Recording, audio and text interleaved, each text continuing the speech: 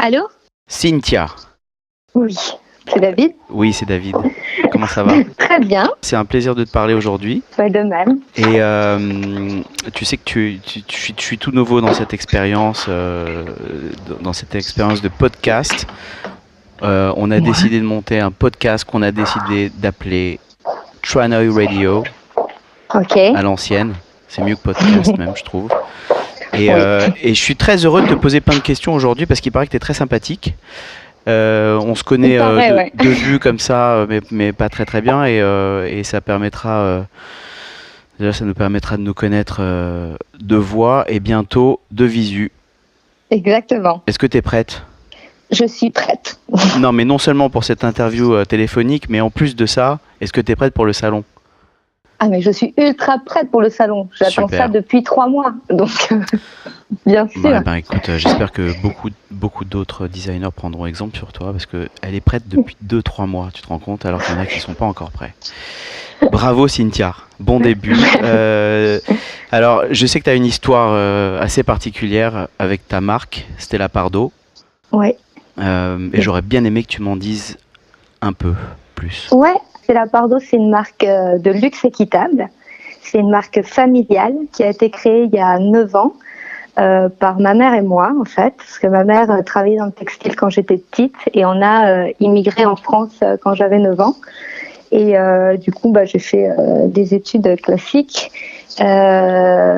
pour pouvoir créer ma marque. Donc, j'ai fait une école de commerce et avec toujours cette envie de retourner au Pérou plus tard et travailler avec mon pays d'origine, dans lequel il y a un savoir-faire incroyable parce que le Pérou, c'est vraiment une référence internationale au niveau de la maille faite à la main. Ouais.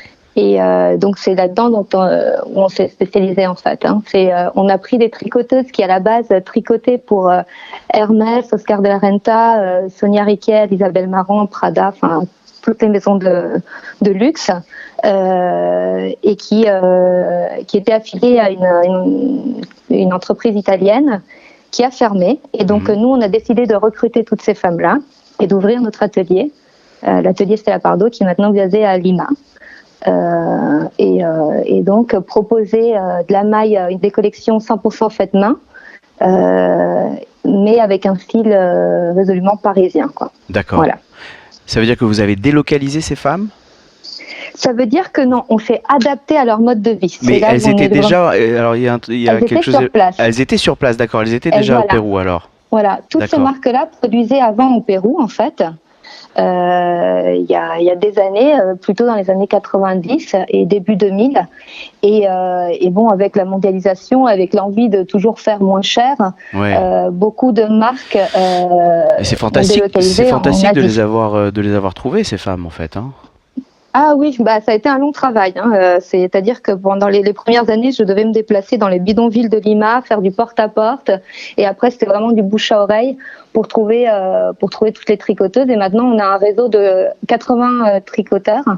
Voilà. Et 90% sont des femmes. C'est super. Parce qu'il y a une véritable volonté d'aider les femmes qui sont pour la majorité des mamans célibataires en fait, et on voulait qu'elles deviennent indépendantes, voilà, financièrement. Et puis voilà quoi. Et est-ce qu'elles le sont aujourd'hui? Est-ce que vous Oui. arrivez en tout cas à atteindre ce but? Oui, tout à fait. C'est super. En fait, nous, Stella Pardo, on est réputé pour ça. C'est pour ça qu'on est très demandé maintenant. Les tricoteuses viennent en bas de l'immeuble de l'atelier pour se présenter leur travail, parce qu'en fait, on les paye 2 fois et demi le salaire minimum du Pérou. Donc elles sont très bien payées, elles sont très bien traitées. Et puis nous, ça nous permet d'avoir des gens qui sont fidèles, qui sont contents de travailler pour nous, et puis qui depuis 9 ans tricotent toutes nos collections, quoi. C'est une belle Donc, histoire. Et ouais. ça veut dire que tu passes combien de temps au Pérou par année? Alors, les premières années, je passais 6 mois par an au Pérou. Et puis, avec le temps, on a modernisé un peu tout ça. On a mis des caméras dans l'atelier. Ce qui avec vous permet de WhatsApp, communiquer. FaceTime, voilà. On communique maintenant à longue distance. Et j'y vais quand même 2 à 3 fois par an pour voir les collections, les ateliers, et puis choisir les matières, etc. Et puis c'est important aussi que l'équipe me voit là-bas sur place, quoi. Donc, Super. et puis j'adore y retourner, hein, très honnêtement. Et justement, comment tu commences une collection? Quand tu vas là-bas, est-ce que tu la commences d'ici? Est-ce que tu la commences de là-bas? Est-ce que ça part du savoir-faire de ces femmes? Ou est-ce que ça part d'une inspiration que tu as toi ici? Je la commence à Paris. Parce que avant, à mes tout débuts, je l'ai commencé là-bas sur place. Je partais de la matière en fait, et après, je crée la collection sur place. Maintenant, je la commence volontairement à Paris parce que comme ça, je suis vraiment plongée dans cet univers parisien avec le style que je veux garder parisien. Parce que c'est cette femme-là finalement que je veux habiller. Enfin, c'est plutôt nous, on habille des femmes de New York à Tokyo, en passant par Milan et Paris. Donc quand je suis sur place, il y a tellement de couleurs parfois que je suis un petit peu trop dans le folklore péruvien. Ouais. Donc du coup, je préfère le faire depuis Paris, et ensuite j'arrive sur place et voilà, je développe les collections avec les tricoteurs qui sont à côté de moi en fait. Hein. On fait chaque swatch, je passe par moi, donc voilà. Chaque couleur, chaque point. C'est une vie pleine de couleurs que tu mènes, j'ai l'impression. Et donc, quand tu es à Paris, attention, c'est une petite question hors subject. Quand tu es à Paris, quelle est la première chose que tu fais le matin? Oh, bon, c'est triste à dire de nos jours. Je regarde Instagram. Toi aussi. C'est terrible, j'ai honte de donner cette réponse. Mais oui, je regarde Instagram et après, j'ai 2 petits bébés en bas âge. Donc, je m'occupe de mes petits bébés. Mes journées commencent à 6h du matin et elles se terminent à 22h. Voilà. Voire même plus. Donc, avec le décalage horaire parfois, j'imagine. Et après, quand on est en collection, là, depuis 2 mois, oui, les journées, une fois que j'ai couché les enfants, je continue à travailler jusqu'à minuit, 1h. Génial. Mais bon, j'aime tellement ce que je fais que, franchement, c'est pas très grave. Alors, c'est toi qui travailles. J'imagine que tu travailles beaucoup, mais vous êtes combien dans la société à faire tout ça? Parce que c'est pas le travail d'une seule personne. Non. Alors à Paris, on est une petite équipe de 4 personnes. Ouais. Voilà, on a un showroom derrière la place de la Madeleine, dans un bel appartement haussmannien, voilà, où on reçoit nos clientes. Et puis c'est très agréable d'y travailler. C'est important. Et puis après, au Pérou, comme je te disais, il y a 80 personnes.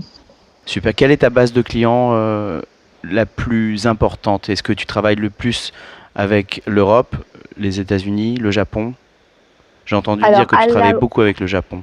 Oui, beaucoup. Les Japonais nous aiment beaucoup et c'est réciproque parce que c'est très agréable de travailler avec ce marché-là. Déjà parce qu'ils sont très sensibles au fait main, que ce sont des gens qui vraiment connaissent le produit. On n'a pas besoin de l'expliquer et ils sont très friands aussi de luxe équitable, de pièces uniques. C'est un marché qui aime beaucoup notre marque pour le côté sustainable. Et puis aussi pour le style. Et là maintenant, depuis 2 ans, le marché qui est en train de prendre le dessus pour notre marque, c'est les États-Unis. Les États-Unis. Voilà. Super.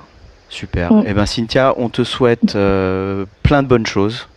Merci. Encore plein de couleurs, encore plein d'ouvertures de marché. Et bravo pour tout ce que tu fais pour cette démarche équitable. J'ai très hâte de te voir la au nouvelle collection et de voir la nouvelle collection. Exactement. Je serais plus que ravie de la présenter la semaine prochaine. Et j'espère que tu viens avec tes 80 tricoteuses au Tranoï.